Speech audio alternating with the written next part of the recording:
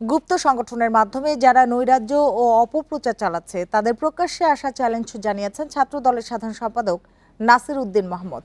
বিকেলে রাজধানীর নয়াপল্টনে ছাত্র দলের বিক্ষোভ সমাবেশে কথা বলেন তিনি। ছাত্র দলের বিক্ষোভ নিয়ে আরো জানাতে বগুড়া থেকে যোগ দিয়েছেন সহকর্মী জজিব হোসেন। জজিব, বলবেন যে বিক্ষোভ সমাবেশ থেকে নেতাকর্মীরা কি ধরনের বক্তব্য দিচ্ছেন, কি বলছেন তারা?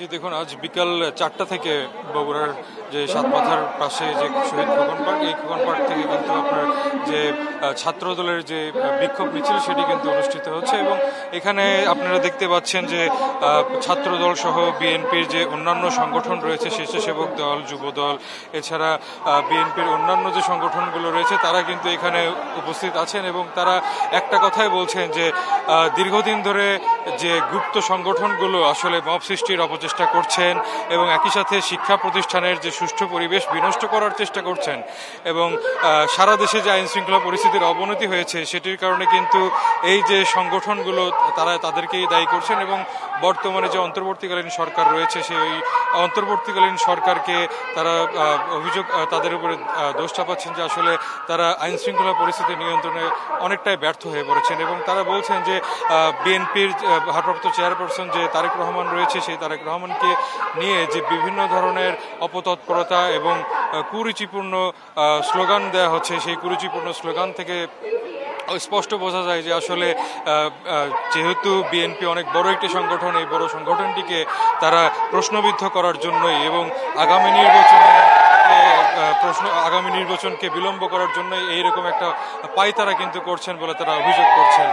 তো এই ব্যাপারগুলো আসলে এখানকার যারা স্থানীয় নেতৃবৃন্দ আছেন তারা বারবার করে বলছেন যে কোনো ধরনের অপতৎপরতা যাতে চালানো না হয় এবং একই সাথে আইন শৃঙ্খলা পরিস্থিতি নিয়ন্ত্রণে আইন শৃঙ্খলা বাহিনী সহ সব ধরনের যে ব্যবস্থা সেটির কিন্তু তারা দাবি জানিয়েছেন এবং আর কেউ যাতে মব সৃষ্টির মাধ্যমে কোনো জনসাধারণের মানুষের যাতে ক্ষতি করতে না পারে সেটিরও কিন্তু তারা দাবি জানিয়েছেন এই বিক্ষোভ মিছিল থেকে।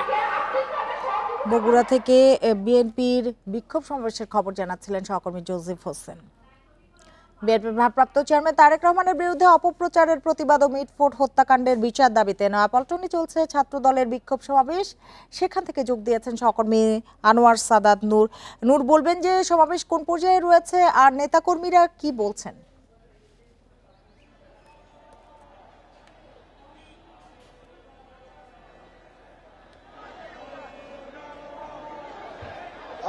বিএনপির শীর্ষ নেতা তারেক রহমানের বিরুদ্ধে ষড়যন্ত্র করা হচ্ছে এবং অপপ্রচার মিথ্যাচার চালানো হচ্ছে বলে কিন্তু বিএনপির এই আজকের এই বিক্ষোভ সমাবেশ থেকে অভিযোগ তোলা হয়েছে।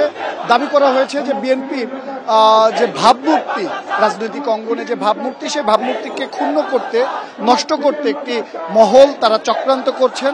তারা ইচ্ছাকৃতভাবে, উদ্দেশ্য প্রণোদিতভাবে নানা ধরনের মিথ্যাচার করছেন। সেই মিথ্যাচারের প্রতিবাদ জানাতে, সেই মিথ্যাচারের প্রতি তাদের যে ক্ষোভ সেটি প্রকাশ করতেই আজকের এই বিক্ষোভ সমাবেশের আয়োজন করা হয়েছে নয়াপল্টনে তাদের দলীয় কার্যালয়ের সামনে। নয়াপল্টন দলীয় কার্যালয়ের সামনে একটি ট্রাকের উপরে মঞ্চ বানিয়ে সেখানে বিএনপির কেন্দ্রীয় নেতারা উপস্থিত হন এবং এক এক বক্তব্য দেন। সেখানে মির্জা আব্বাস বা মির্জা ফখরুল ইসলাম আলমগীর সহ আরও কেন্দ্রীয় নেতাদের অনেকেই উপস্থিত ছিলেন। সেই সংক্ষিপ্ত সমাবেশ শেষে এখন এই যে বিএনপি মহানগর উত্তর এবং দক্ষিণের নেতাকর্মীদের আয়োজনে যে বিক্ষোভ মিছিল, সেই মিছিলটি দলীয় কার্যালয়ের সামনে থেকে শুরু হয়েছে। এই মিছিলটি কাকরাইল মোড় হয়ে প্রেস ক্লাব হয়ে আবার ঘুরে দলীয় কার্যালয়ের সামনে এসে শেষ হবে বলে এরকমটি সেই সমাবেশ থেকে জানানো হয়েছে। তবে সমাবেশে উল্লেখযোগ্য যে কথাটি বিএনপির কেন্দ্রীয় নেতারা বারবার বলেছেন যে মিটফোর্ডের যে হত্যাকাণ্ড, মানে সোহাগ হত্যাকাণ্ড, সেই হত্যাকাণ্ডটি পরিকল্পিতভাবে করা হয়েছে বলে কিন্তু অভিযোগ বা দাবি করছে বিএনপির নেতারা।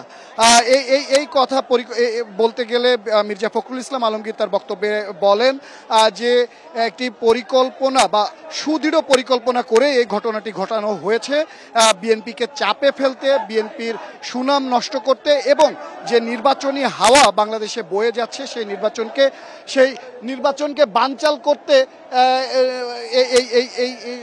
এই পরিকল্পনা করা হয়েছে বলেও তিনি জানান। এবং কেন্দ্রীয় নেতারা বলছেন যে কোনোভাবেই সতর্ক থাকতে হবে বিএনপির নেতাকর্মীদেরকে, যেন পাতা ফাঁদে কেউ যেন পা না দেয়, এবং সবাইকে সতর্ক থাকতে বলছেন যেন কোনোভাবেই কোনো বিশৃঙ্খল পরিস্থিতির সৃষ্টি না হয়। এবং মির্জা ফখরুল ইসলাম আলমগীর বলেন যে 2026 ফেব্রুয়ারিতেই নির্বাচন, এর কোনো ব্যতিক্রম হবার নয়।